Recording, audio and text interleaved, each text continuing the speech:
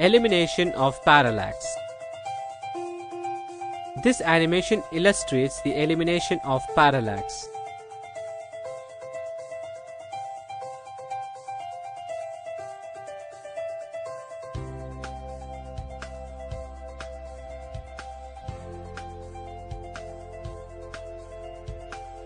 Parallax is a condition arising when the object formed in the telescope is not clear in the plane of the crosshairs.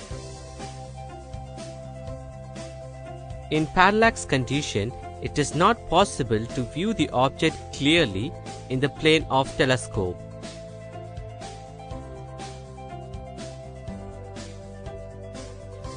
Parallax condition can be eliminated by adjusting eyepiece to view the crosshairs clear.